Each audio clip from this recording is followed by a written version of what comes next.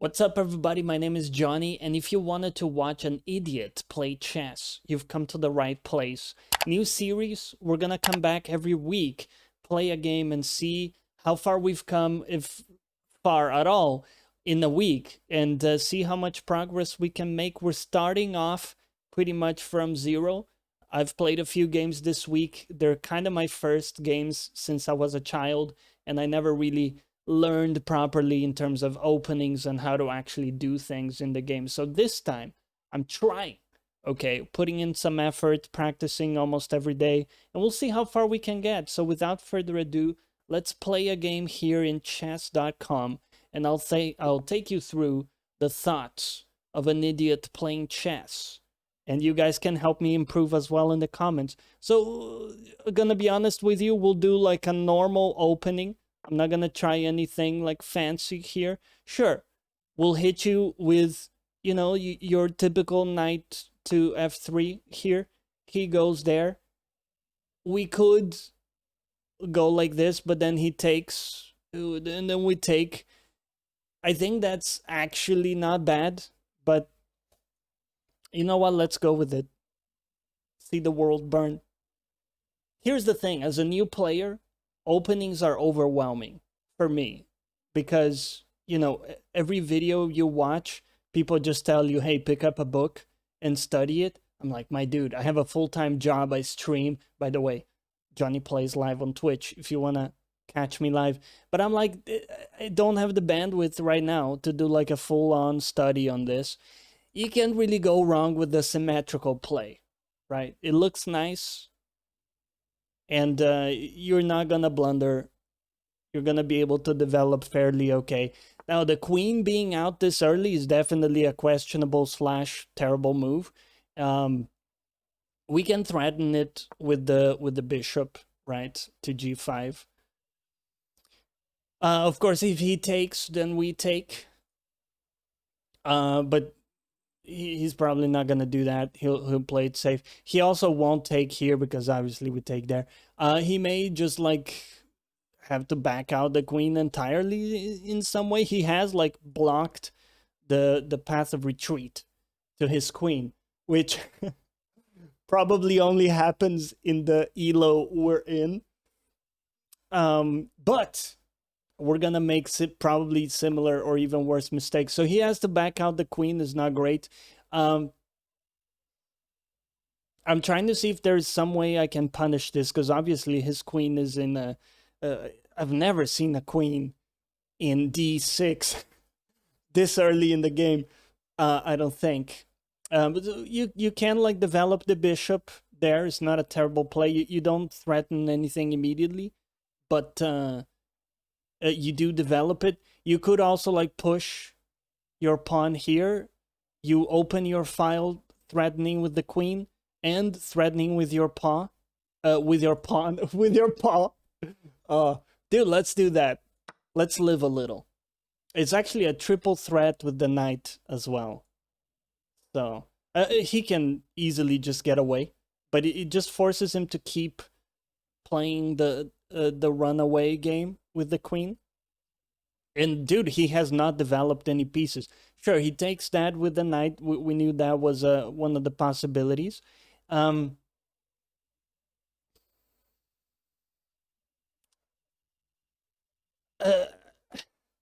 It's hard to, sure, we can trade queens. I really don't know who wins with that. I don't think anybody, necessarily wins. However, you can go here, threaten the knight. If he takes, we take. And then he also takes with the knight. It's kind of a mess, isn't it? It's kind of a mess. We can't take with the knight, and he's threatening our own knight with that. You know what, dude? Let's go for it. Take it. Take me on. It's a disaster. I don't know. The opening from my opponent is so unsuspectingly bad that I don't know how to respond to it. Which is, funny enough.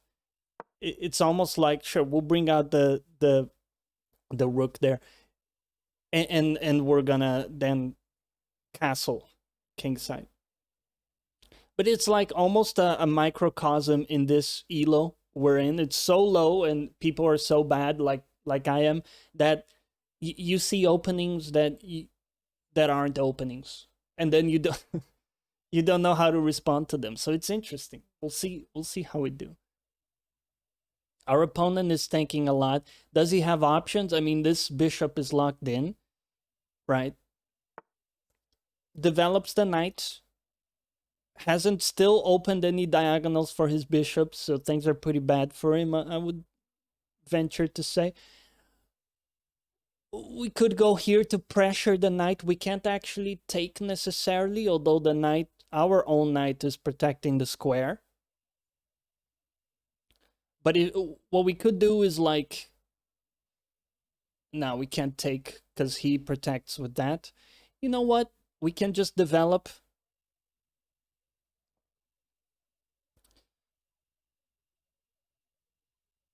There's an argument. I know, I was thinking, hey, we can pin that pawn, but the pawn is already pinned.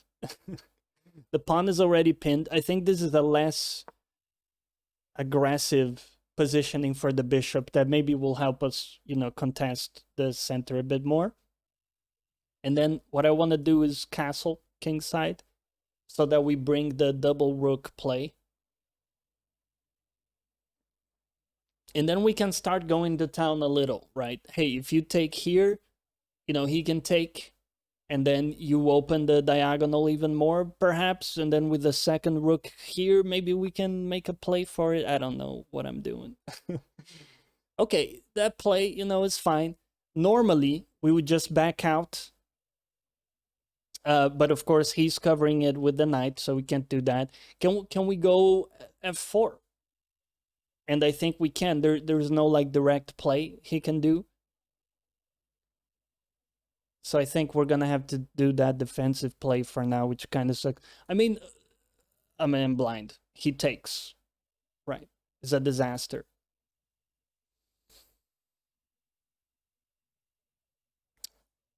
I am almost willing to make the trade, right? You go back, he takes, you take.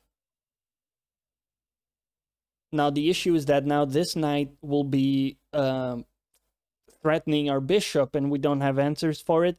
We're gonna have to like push with a pawn to protect. I think that's acceptable. Oh my god, that is not the play I said. I said, this is why misclicks are a problem. What I intended to do was bishop to h4, of course, and then you protect with the knight. Instead, he's gonna take for free. Well, he takes for free with the pawn. We can't punish the pawn necessarily. We can take the knight back. He takes and opens the diagonal for his rook. Sorry, for his tower. So no, for his rook. I'm getting it mixed up. In Spanish we say tower. In English it's rook. I don't know what a rook even means, but we're getting used to the terminology here. So we fucked up. We have to own it. He now takes. He could also take, of course, with the knight, but this is a much preferable option because now he's got the runway, right? What is an option for us? Well, frankly, castling now doesn't look as good because we kind of leave things a little bit unprotected there. You can push, right? So that you have support from the pawn. Right now he's threatening our bishop, which is I think the more immediate threat we have to tend to. And you can kind of answer with b3. So I think that's the play right now. This is not going super well, man. Not a great first start to the series, but you know what? It can only go up from here. Next time you see me, I'll be like, 200 above our current ELO, maybe. I don't know. So if he takes, we take. If he takes, we take. we're fairly okay in that aspect. Is there anything we can threaten with our bishop that's not completely ridiculous? You know, I don't think there is. So one thing we could do is pressure the rook with a pawn move, right? Where would he go? Oh, maybe he goes here. And we can't necessarily punish it, but at least we kind of force him to react.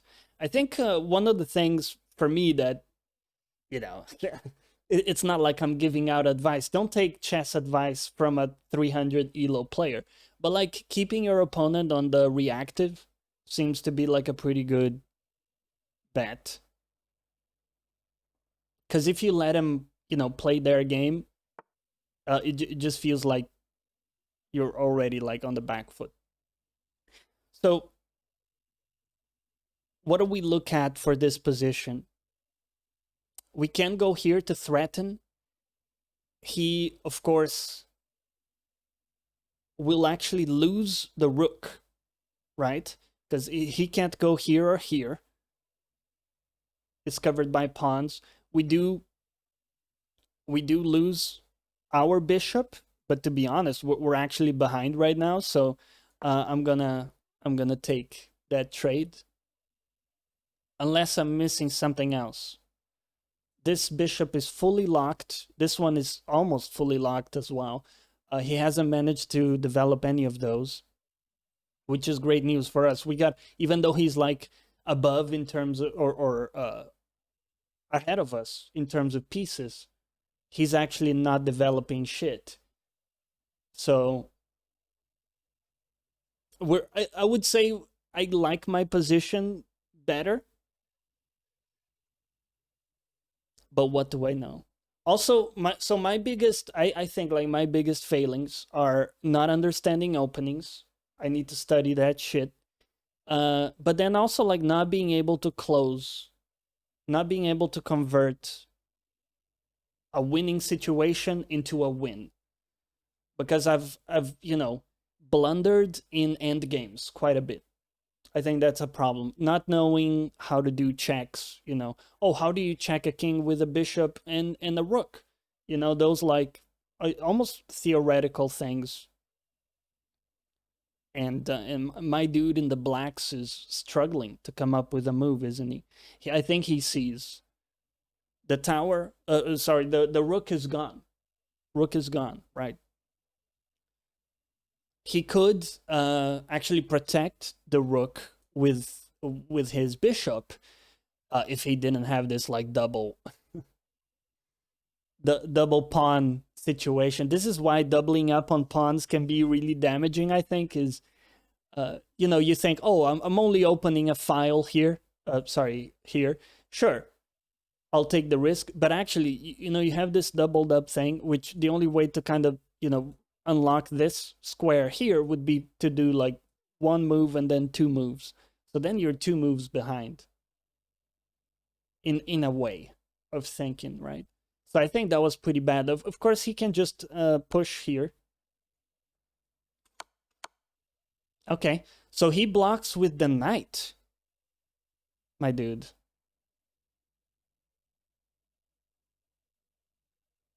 So now... oh no. So now if I take, he still can't move. He doesn't have any pieces. And now he's lost his rook. Did he have any moves? No, I don't think he did.